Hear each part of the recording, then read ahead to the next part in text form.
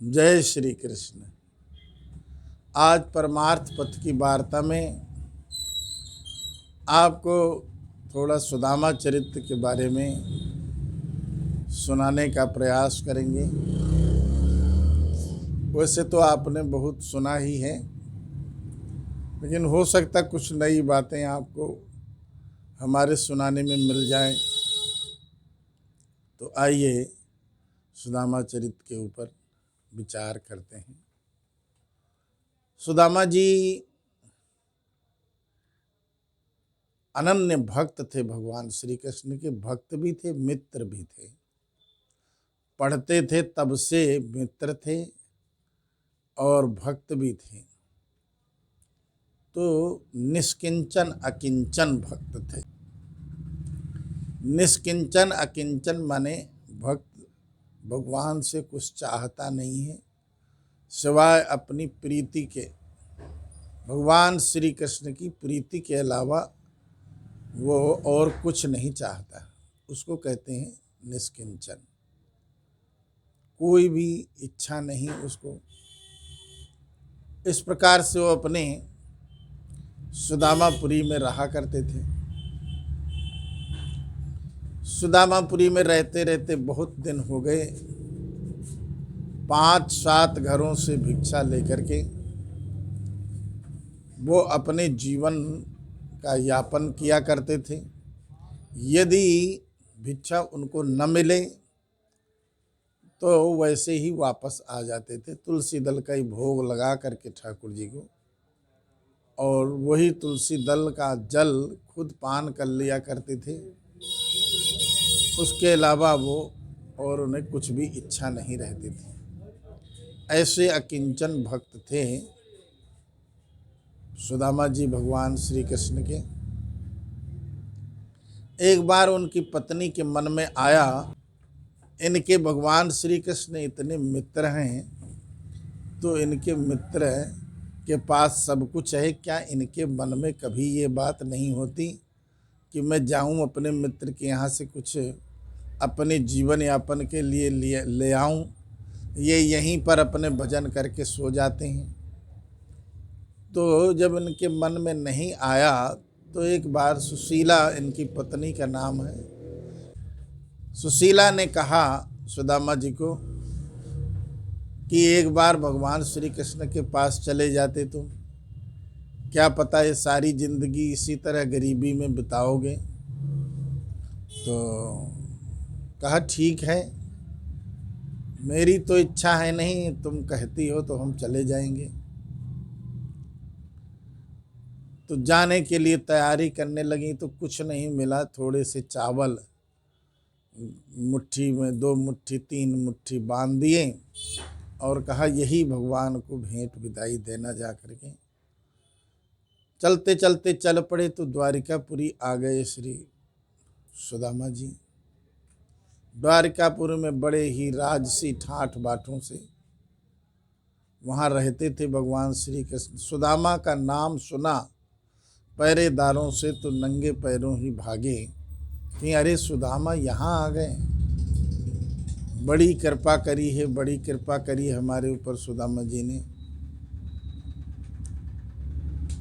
तो आ करके सुदामा जी को मिले और प्रेम विह्वलता में कुछ भी उनको ध्यान नहीं, कुछ भी उनको ज्ञान नहीं।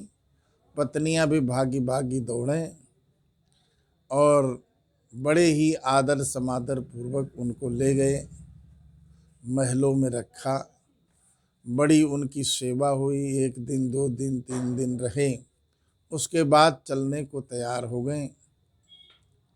तो मारे संकोच के मारे कहे कुछ नहीं वो भगवान को। कहें भगवान का एक गुण जो है सर्वांतर्यामी है, तो इनको कह करके क्या करूँगा, ये खुद ही जान जाए गए होंगे कि मैं कैसे आया हूँ।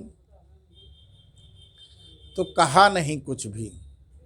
जब कहा नहीं तो चल दिए। चलते चलते बहुत दूर तक छोड़ने आ गए। आए और उसके बाद कहें फिर भी आना कभी, फिर भी आना कभी। सुदामा जी ने कहा ठीक है। चलते चलते मार्ग में सोचने लगे सुदामा जी, देखो पत्नी के कहने से मैं आया और मेरी तो कोई इच्छा नहीं थी, मैं आया और ना आया दोनों बराबर ही रहे।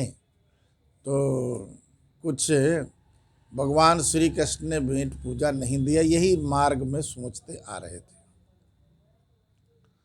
तो आते आते अपनी सुदामापुरी में पहुंच गए और यहाँ देखते क्या है, वही सुदामापुरी बड़े बड़े भवनों से सुसज्जित हो गई, हीरे जवाहरात मणियों से जड़ी सुदामापुरी। उसको देख करके सुदामा जी हैरान हो गए, यहाँ ये तो सुदामापुरी कुछ और ही हो गई है, यहाँ तो कुछ भी नहीं है पहले जैसा। उनकी पत्नी सुशीला ने पता पाया, उन्होंने कहा कि जाओ उनको बुला के लाओ। वो बड़े हीरा मोती यूँ से थार सजाए हुए थे और आरती करने के लिए तैयार खड़ी थी। तो वहाँ सुदामापुरी के जो और लोग थे वो धीरे धीरे करके ले गए सुदामा जी को, सुशीला के सामने तक पहुँचाया। तो सुशीला आरती उतारने को हुई तो कहा, नहीं आरती मत उतारिए, और हम ऐसे ही प्रसन्न हैं, ऐसे ही हम खुश हैं। तो उसके बाद में पूछने लगे मेरी वो झोपड़ी कहाँ है। उन्होंने कहा झोपड़ी तो कहीं दूर पड़ी है, ये आपके लिए महलों में ही एक तरफ निवास बना दिया गया है। सुदामा जी ने कहा मैं इस महल में तो रहूँगा नहीं, मुझे तो वही झोपड़ी चाहिए। वो झोपड़ी वापस जहाँ कहीं पड़ी हुई थी फिर उसी जगह रखी गई और उसी को ठीक किया गया। उसी में आजीवन सुदामा जी रहते आए और सुदामा जी उसी में रहते थे। उसी तरह से वे साधन भजन करते थे, उसी तरह से वे अपना भिक्षा मांगते थे। तो किसी भी तरह से वो उनके भीतर ये अभिमान नहीं हुआ कि भगवान श्री कृष्ण ने मुझे इतना सब दे दिया है तो मुझे उनका भी उपकार करना चाहिए। उनकी सुदामा जी कहने लगे मेरी तो इच्छा ही नहीं थी, जो कुछ दे दिया है तो वो सब सुशीला की इच्छा से आया है और इन्हीं की इच्छा से इसका उपभोग करें वे। मैं तो इसी झोपड़ी में अपनी रहूँगा और पूरा जीवन सुदामा जी उसी में रहते रहे और उसी में रहते रहते अपना समय पास किया। तो कहने लगे एक दिन सुशीला जी से कि भाई धन संपत्ति महल मिल जाए ये तो तुम्हारी इच्छा थी, तो जब तुम्हारी इच्छा थी तो आप उसमें रहो, मेरी इच्छा थी नहीं, मेरी तो जैसे तब थी वैसे ही अब है।